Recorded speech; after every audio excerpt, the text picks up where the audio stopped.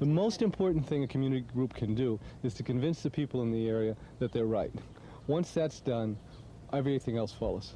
Lawsuits, sit-ins, demonstrations, pressure, you name it. That's about it. Community groups have certain powers unto themselves that other people don't have. Are both traditional methods and not so traditional methods of causing institutions to listen to you.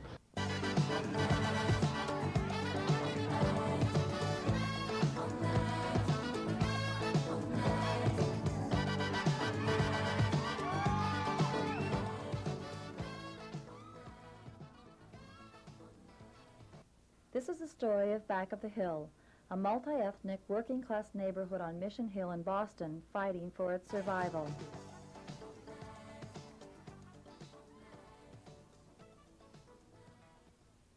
This overgrown woodland with an abundance of wildlife and plant life, including pheasants, raccoons, woodpeckers, wild tiger lilies, and blueberries, is not Vermont or New Hampshire, but Roxbury, Massachusetts.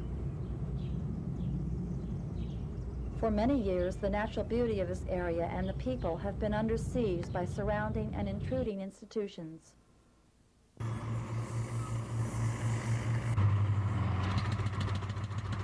And the people of Mission Hill have managed to survive only by fighting the expansion of these medical and educational institutions. I don't think anywhere else in the state can you find a neighborhood that is so completely severely impacted by institutional expansion. Residents of the Hill doubt the humanitarian concerns of these non-profit, tax-exempt institutions. I have a saying, between the institutions that we support, the colleges and the hospitals, I have my little quote, Boston can no longer afford to educate or medicate the world. Well, Mission Hill throughout the years has lost more and more and more of its neighborhood to the hospitals.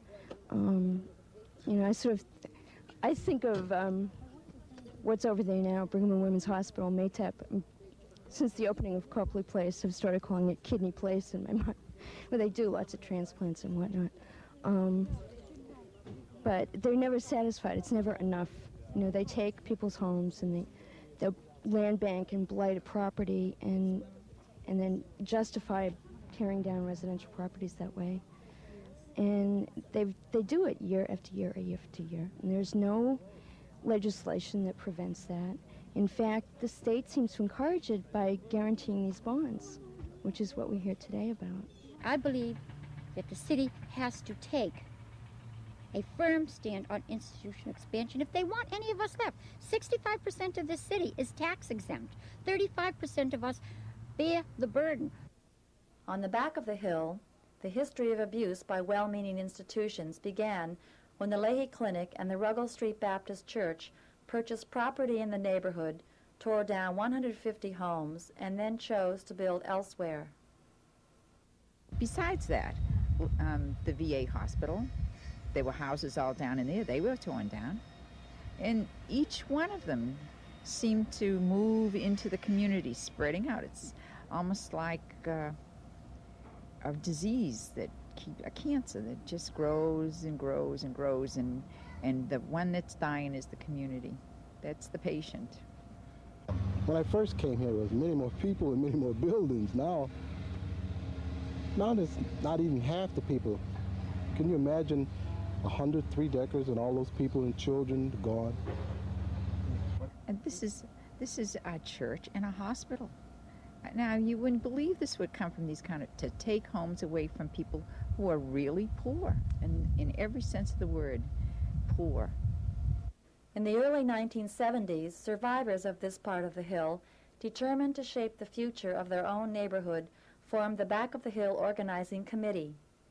There's so many parts to where the Back of the Hill came from, and I think we basically came together over 10 people who were living in houses that were owned and operated by a real estate man who represented the church. Now, you shouldn't really blame the church for what happened, but Ultimately, we are all responsible for the acts of our agents, and these people were agents of the church, and they were harassing the people who had no place to go and came to the other neighbors and said, "Can you help us? What should we do?"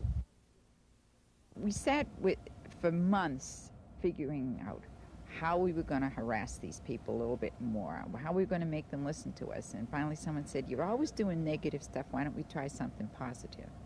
So Back of the Hill submitted a proposal and won federal money to build housing for elderly, handicapped, and low-income residents. But before building, they had to purchase the land. First, Leahy Clinic said they would sell us all of their land for $1 million.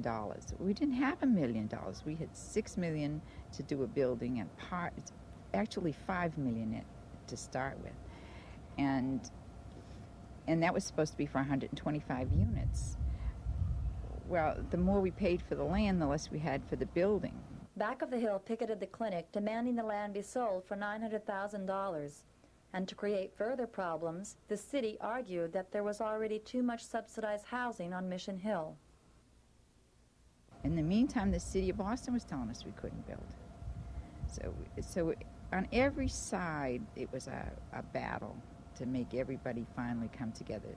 So some of the members from the group sat in the mayor's office for almost a month, eating crackers and drinking wine. So he'd come out and finally did agree to come out and speak to them. But it's all bureaucracy, and it's very, very difficult for people.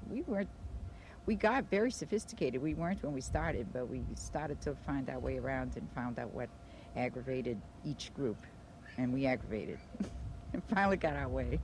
From the redwood forest to the Gulf Stream water, this land was made for you and me. This land was made for you and me.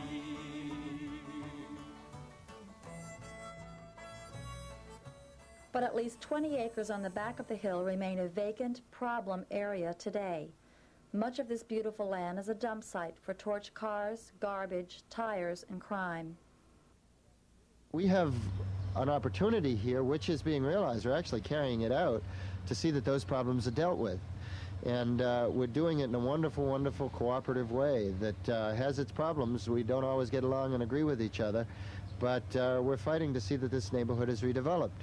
A lot of our problems and a lot of the difficulties we have internally come from outside, from the bulldozers which are up on the hill, and from the kind of dealings that we have with large institutions like the hospital and the church and other institutions in the city, the banks and so on, who would like to see this neighborhood turned into a lily-white upper middle-class neighborhood resembling Harvard Square or other parts of the city of Boston.